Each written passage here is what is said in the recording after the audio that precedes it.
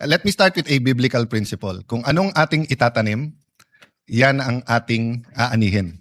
So 40 years ago, one of the issues that led our people to the first peaceful revolution in the world was the fear of people that they can be arrested anytime, anywhere, in the middle of the night in their own homes, with a warrant that wasn't issued by a judicial authority, or the arbitrariness.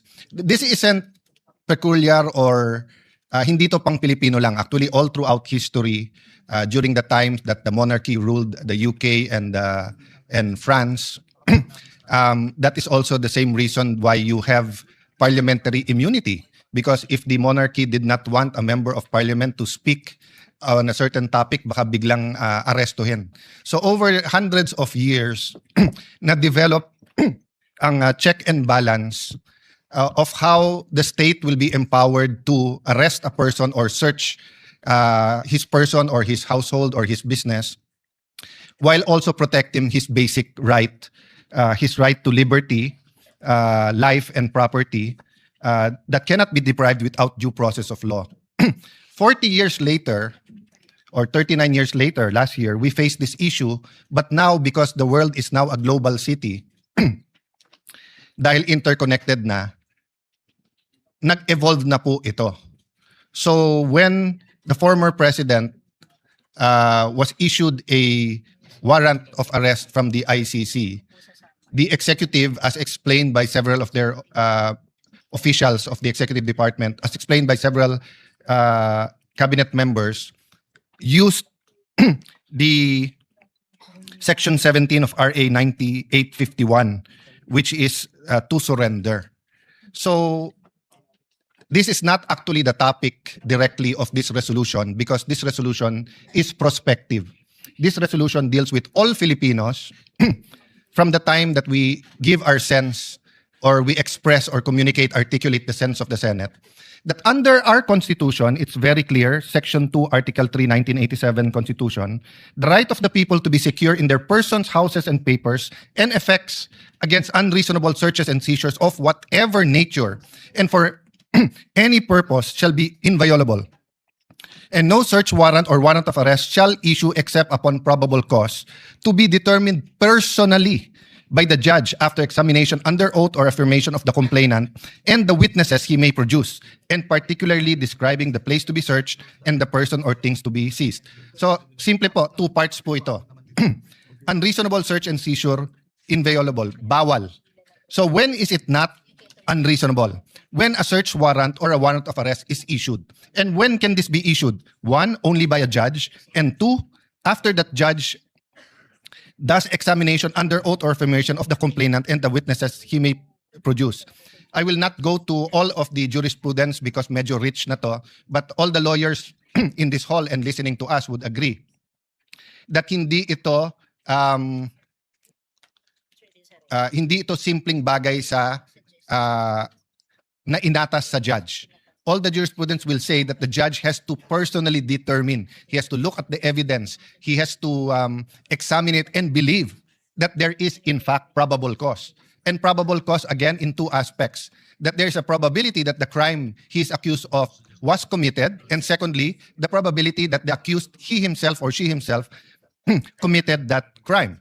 Now comes the problem. When you have an international warrant of arrest. So we have several treaties that deals with excuse me, sir, that deals with extradition. Diyan medyo klaro. Bakit? Nakalagay dito, transmittal, then yung arrest ng Pilipino, pero katulad po na nakita natin kay Congressman Jimenez, hindi po ba, na may proseso yung extradition, yung warrant of arrest, dadaan sa mga korte natin, and available ang korte sa kahit sinong Pilipino na naghahanap ng remedy doon. So ang problema po natin, ang interpretation ngayon ng Executive Department sa Section 17, RA 9851, ay basta't na lang pwedeng ibigay or ipadala. At kung sila'y nagmamadali o medyo paspas at isakay na sa aeroplano, walang reasonable time na tumakbo sa korte. If you look at exactly the same situation in the United Kingdom, tignan nyo po sa United Kingdom, kapag ka po arrest procedure, ICC request for arrest submitted to the Secretary of State. Transmittal of the ICC request by the Secretary of State to the appropriate judicial officer. The appropriate judicial officer to issue a warrant of arrest, provisional warrant, arrest by domestic law, the arrested person shall be brought before a competent court as soon as possible. And as arrested person may apply for bail. Tignan nyo po dun sa surrender. Sa UK po, pag sinurrender, the competent court shall issue a delivery order for the arrested person to be delivered to the custody of ICC. In deciding to issue a delivery order, the court shall consider, among others, the person was lawfully arrested in pursuance of the warrant and whether his rights has been respected. So take note, Mr. President, dear colleagues, parating tinitignan yung karapatan ng akusado.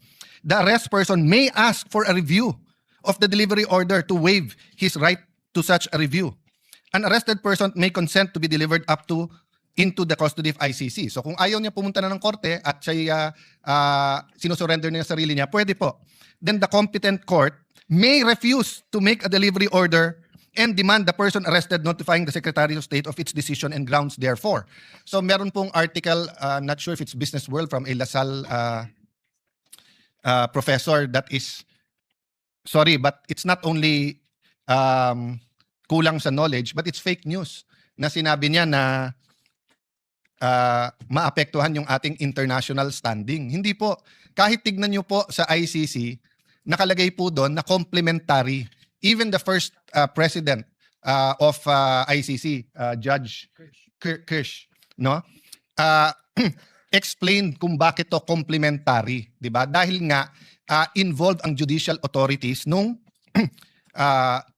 local or yung bansang 'yon, no? So, ito po ang sinabi po ni Judge Kirsch. The statute of the ICC is a two-pillar system, a judicial pillar represented by the court and enforcement pillar represented by the states, which undertake a legal obligation to cooperate with the court through statute. Indeed, the ICC's enforcement regime and its practical application constitute an essential part of any evaluation of ICC's legitimacy.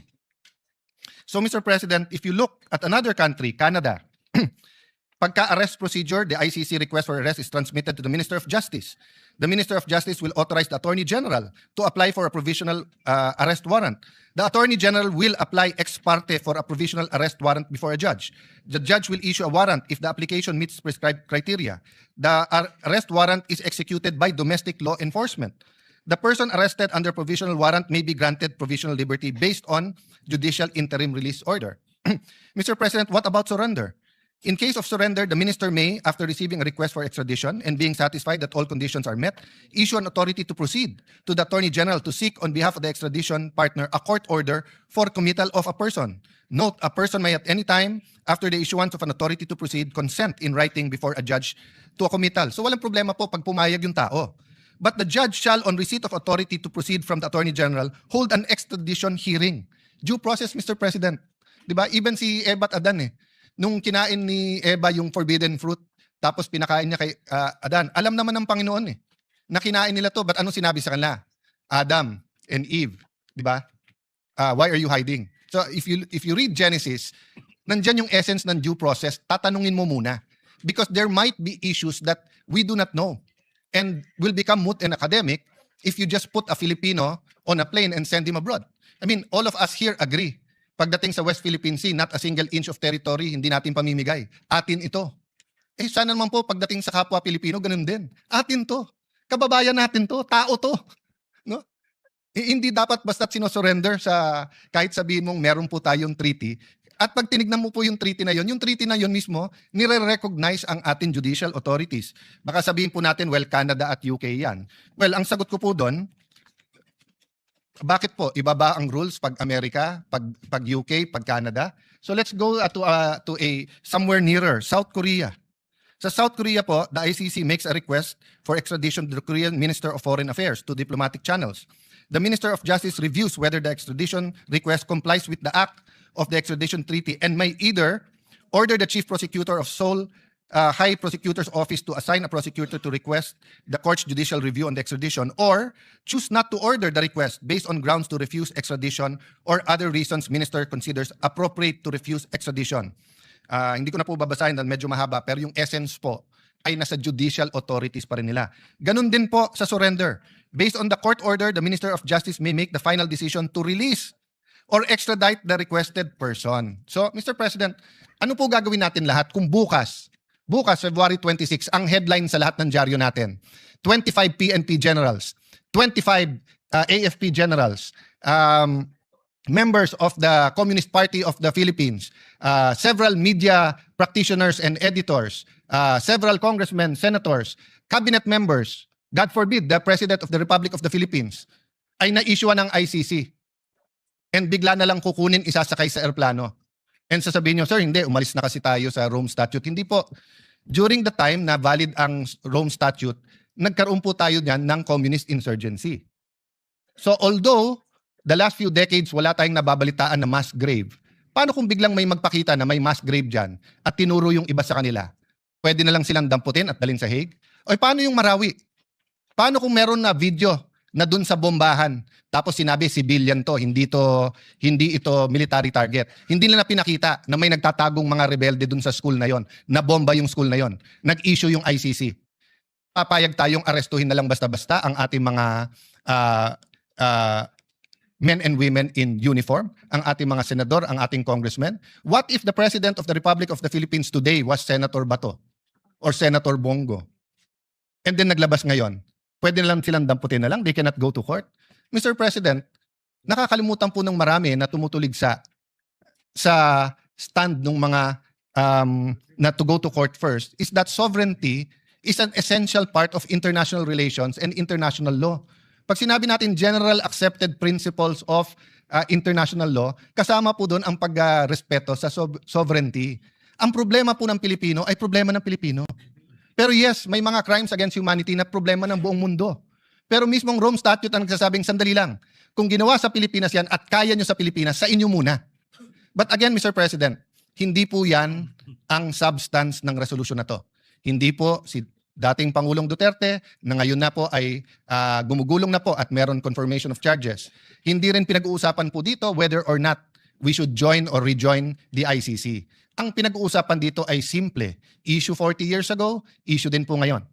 Pag may biglang aarestuhin, kailangan yung arestuhin na yon ay may pagkakataon pumunta sa Philippine courts to seek remedy. If you look at the Convention on Human Rights, the International Convention on Civil and Political Rights, nandun din po to. So it's part of the generally accepted principles of international law. So Mr. President, let me just say it one more time because I know we have a lot of strong feelings about the drug war, about the hearing. Clear yung issues ng both sides. Hindi po yun ang nilalaman ng resolution na to. Ang nilalaman ng resolution to simple lang. Pag may warrant na hindi issued by a Philippine judge, kailangan po dumaan sa korte yan kung hindi unconstitutional yan. At kailangan ang bawat Pilipino na may tanong at nagsisik ng remedy ay pwedeng makapunta sa korte ng ating inang bayan. So thank you for this opportunity, Mr. Majority Leader. And if there are any interpellations, I'll be more than happy to try to answer our colleagues' questions. Thank you, Mr. President. Mr. President, those who listed to interpolate are Senator Pangilinan Lacson, Senator Kiko Pangilinan, Senator Bam Aquino, and the Senate President. But I believe they're asking if they can do it on Monday when there are more people, I think. I always ask the same thing, so I'm not in a position to say no. But just because because I made the Senate President laugh anyway today. But if we can do it on Monday, better, just because of the urgency of the matter. Yes. Thank you, Mr. President. Thank you. We'll put it back on the agenda on Monday. We commit to the good. My interpellations is very simple. It's about wordings, but let's do it on Monday after I listen to the other interpellators. It'll be a Thank you, privilege, sir. Mr. President. Thank you. po. Thank you very much, sir, Minority Floor Leader. Mr. President, I move that we suspend consideration of the measure. Consideration of the measure is suspended. Thank you, Mr. President. Mr. President, I move that we resume consideration of Senate Bill number 1744 under Committee Report number 26. Mr. President. Any objection? Hearing none, consideration of 1744 is in order. Mr. President, the parliamentary status of the measure is that we are in the period of interpellation. I believe the good Senate President would like to propose some or interpellate. Yes, I could take over if you want, Mr. President, or Senator Lacson. Session suspended. suspended. 1 minute. Maybe, Madam President, may we recognize. Session is resumed. Yes. Forgive me. Session is resumed. Yes, we'd like to recognize our distinguished colleague, Senator Joel Villanueva, to sponsor the measure and to interpolate our distinguished Senate President, Senator Vicente C. Soto III. Thank you very much, Majority Leader, Madam President.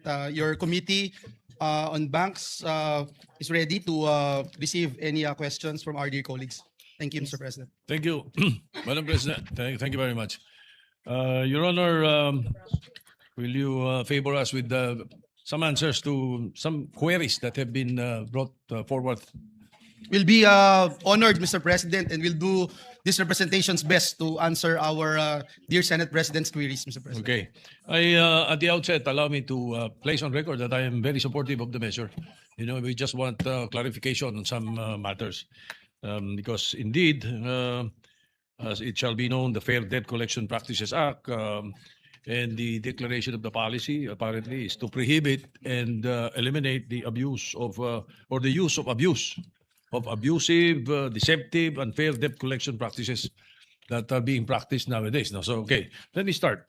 The first question: what if a debtor provides a false address or keeps changing contact details?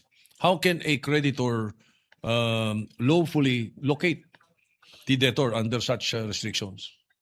In this bill, Mr. President, first of all, we'd like to put on record our sincerest thanks and gratitude for our Senate President for supporting this bill. And to answer the question, Mr. President, in this particular measure, we have placed in one of the provisions of the bill that the third party can, the families, Mr. President, can be contacted by the third party, the collectors, Mr. President, but they can only give the address and contact information, Mr. President, but they will not be allowed to give the details of the said amount or figures na inutang po nila, Mr. President. But when it comes to giving the addresses and the contact details, they are allowed, Mr. President. I distinctly recall during your sponsorship speech, ang isa sa mga nabanggit niyo yung nangyayari ngayon na yung mga nangungulikta ay nananakot at kung ano-anong ginagawa. Ang nakikita natin on the other side, ito namang nagtatago. So Tama po we're kayo. trying to find Yes. the middle ground na makatulong naman tayo kahit paano. Opo. All right, if a debtor knowingly refuses to answer calls, text messages, so at what point does a follow-up become a violation based on your proposed bill? First of all, Mr. President, we'd like to point out that kapag umutang po kayo, ang panukalang batas na ito, hindi ho ibig sabihin hindi na kayo magbabayad. Yun po ay napakalinaw at dapat nating ipaintindi sa lahat. Ang utang ay obligasyon po ito.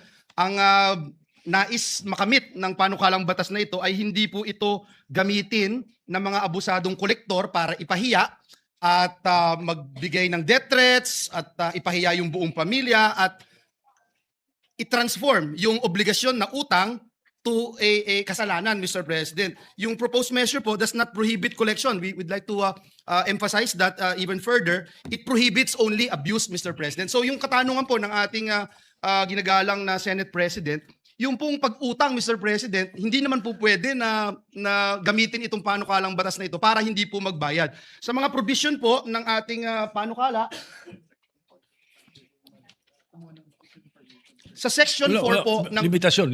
Walang naman limitasyon, wala po. Yung paniningil, wala tayong sinasabing limitasyon. Opo. Sinasabi natin yung pamamaraan ng Pamamaraan ng pagkolekta, Sige. Mr. President, ay nais natin magkaroon ng framework yung pagkokolekta. Kasi pag tinignan natin yung mga batas na existing laws, for example, yung Republic Act number 11765 o yung Financial Products and Services Consumer Protection Act, dito po wala ho talagang komprehensibong statute specifically regulating debt collection practices. Wala hong concrete framework. Doon po sa Securities and Exchange Commission, meron pong in-issue na memorandum, but this is just a memorandum, particularly binabanggit po yung public shaming, yung contact list scraping, etc. But then these are also regulatory issues. Kaya we feel, Mr. President, na magkaroon dapat ng batas, necessary po ito para makatulong doon sa mga existing laws at makagawa po tayo ng framework kung ano ba talaga yung proper practices na dapat i-implementa sa pagkolekta ng utang.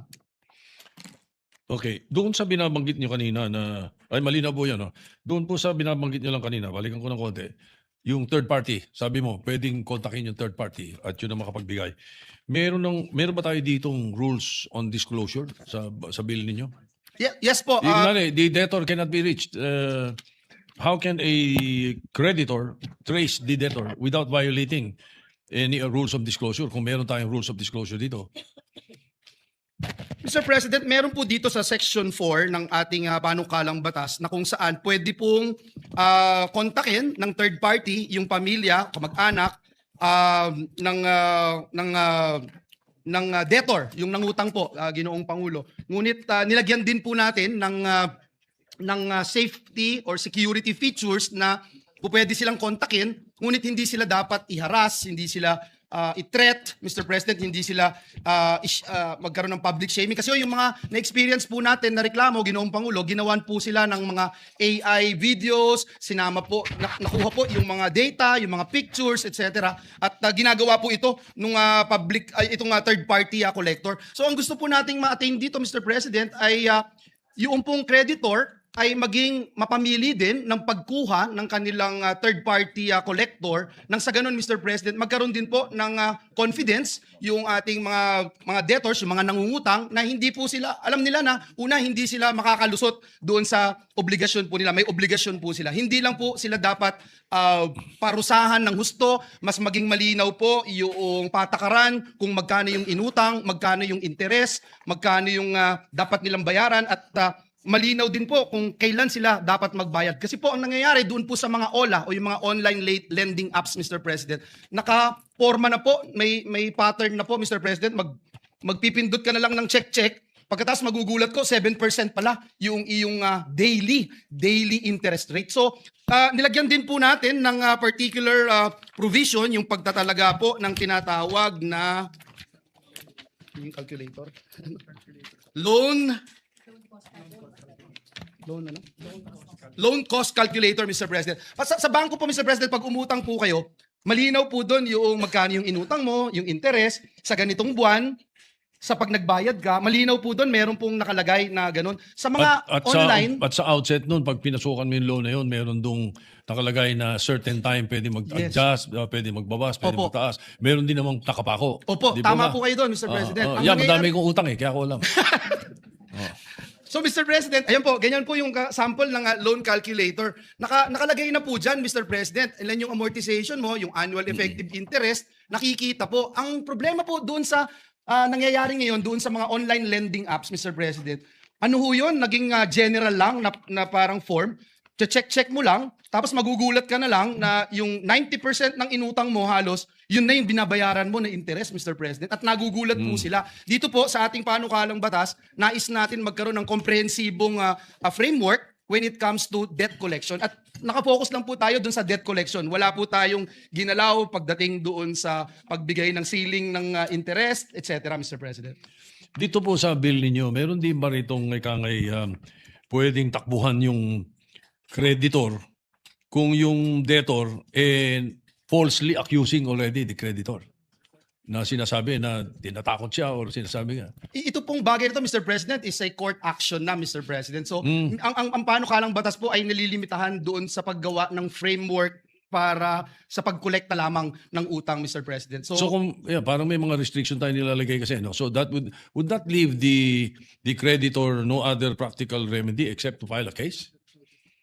Barangay conciliation or whatever. Usually, Mr. President, and again, let me put on record that we are open to suggestions and amendments, Mr. President. But in practice po kasi, even during the hearing, yung creditors po, may means talaga sila na maka-avail nitong conciliation o yung tinatawag na pag-ayos doon sa utang nila. Ang talagang gusto nating mapuntirya, Mr. President, ay yung mga abusadong nangongolekta ng utang, Mr. President. All right.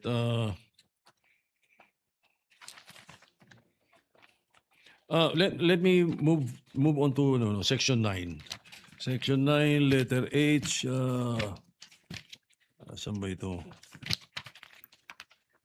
I want to Continuing to collect. I want to clarify what you specifically mean by the debtor. Saan ba ito? The debtor after they have informed the debt collector. Anyway, Okay. verifiable means. The debtor. Saan? Ito, okay. Okay, line 13, di ba? Specifically, what do you mean by ito quotation from your bill? The debtor wishes that the creditor take the matter to court.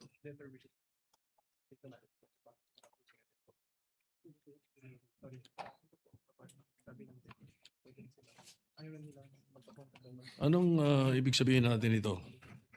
Parang, sige, demanda mo na lang ako. Ganun ba? Mr. President, as I was informed, Mr. President, in practice, usually the creditor will decide to go to court na, Mr. President. So ang isang remedy is na mag-file po ng case yung creditor, Mr. President. Eh, bakit yung debtor ang gusto dalhin siya sa korte? Does this mean Sorry, that the Mr. debtor has the prerogative to demand to be taken to court? Ano? By the creditor? Abay, alam natin, pagka dinala sa korte yan, abutin na siyam-siyam yan. May I ask, Mr. President, for a minute suspension, Mr. President, just to be Session very clear suspended. about your patience. Mr. President, ito pong particular provision na ito, Mr. President, ay para bigyan ng karapatan yung debtor, Mr. President, na hindi siya maharas na further para po pag-usapan na lang ito dahil papunta na po ito sa korte. We are also welcoming any amendments, Mr. President, to the point na pwede po itong gamitin only if a case has been filed in court, Mr. President. Minsan ho kasi yung debtor would want to settle this in court dahil mataas na ho masyado yung interest, hindi na niya kayang bayaran yung ganung kalaking interest, at para din ma-stop yung harassment of collection, ang recourse niya, Mr. President, ay dalhin dito sa korte. So yun po yung ang goal po dito, Mr. President, ay just to make sure, Mr. President, na yung excessive harassment ay hindi maramdaman ng debtor, Mr. President. And naiintindihan po natin yung binabanggit ng ating Senate President na maaari itong maabuso dahil sasabihin nila isa court na lang natin, no? But Oo eh, we can also put a provision, Mr. President, if I may suggest also, na that would only come into the picture kung meron na pong na-file na kaso sa court. And we will welcome any amendments to that, Mr. President. Yes. Yes, thank you for that, Your Honor, Mr. President, Madam President, because we will try to craft a proposed amendment to that particular point. Kasi it's Tama po. Section 9, it's under prohibited acts. Parang namang masyado nating, di ba? Tama. Baka maging kawawa naman masyado yung mga kreditor pagka ganito. So, bigyan din natin Yes, sir. ng konting open window. Alright? We'll welcome any amendments to that, Mr. Sige. President, and with the emphasis, Mr. President, that again, Mr. President, obligation is an obligation, hindi po ito dapat takasan, Mr. President. Oo. So, okay. So, moving forward, the bill creates a complaint system for debtors, no? Yes, sir. So, is there any similar remedy in the bill for creditors against evasive debtors? More, Mr. President, on claims for court action, Mr. President. Talagang debt collection lang po yung ating pinuntirya dito, Mr. President, sapagkat ngayon po meron pong revised penal code, meron pong Data Privacy Act, meron pong Financial FCPA? Financial Consumer Protection Act, Mr. President. So basically, Mr. President, court talaga yung ano po ng creditors, Mr. President. That is my question because you have studied this more than, well, you're the sponsor, no? And I suppose you're the author also. And in our case, no, in my case, I have browsed through it, but baka ang nangyayari dito, all restrictions effectively force creditors to immediately go to court. Ganun ba ang gusto natin mangyari dito? Kukorte na lang agad ang creditors. Ang pinuntirya lang, Mr. President, talaga ng panukalang batas na ito ay yung debt collection. Ngunit we are also aware, Mr. President, and interested doon po sa issue ng ating Senate President in balancing yung creditors' rights, Mr. President. Kaya po doon sa Section 5, Mr. President, ng panukalang batas, inaalaw po expressly yung creditors to use reasonable and legally permissible means para makakolekta ng mga utang. At ayaw din natin, Mr. President, and that's why, again, let me put on record, we are welcoming any suggestion on how we can also protect yung mga legal and decent creditors, because we wanted to promote, dito po sa panukalang batas na ito, we wanted to promote yung responsible lending and the ethical collection practices, but we don't want also to dissuade them, Mr. President, from business, Mr. President. At muli, gusto natin na ma-regulate lang yung method, pero yung right to collect ng mga creditors hindi po dapat maapektuhan. Siguro yung pong gusto nating muli pagtuunan ng pansin yung method of collecting, Mr. President. I concur. Pero sana, but I hope we can find in the bill. I'm trying to look for it. For us to be able to distinguish between a debtor who is in genuine hardship, Yes. and one who merely refuses to pay. I Doon understand. tayo Yes, doon Mr. tayo President. mainit doon sa who Yes. refuses to Yes, pay. and Mr. President, I cannot agree more with your statements, Mr. President. And in fact, Mr. President, yung creditors po kasi have vast resources to collect debt. But in any case, Mr. President, yung BSP, NPC, SEC, they also have this so-called mediation powers. Mediation powers na yung debtor and collector can take advantage as a remedy. So perhaps, Mr. President, and I'm just thinking out loud here, we can incorporate this particular provision in the bill in the period of amendments, Mr. President. We can look for the wordings, Mr. President. Thank you for that. We will try to craft something that Thank you. would be acceptable to the distinguished sponsor, Your Honor, Mr. President. So I thank you for answering our questions. We would like to terminate our interpellations on the bill, Madam President. Thank you very much. Your Thank you Honor. very much to our dear Senate President. Thank you, Your Honor. Thank you to the Honorable Senate President. Majority Leader?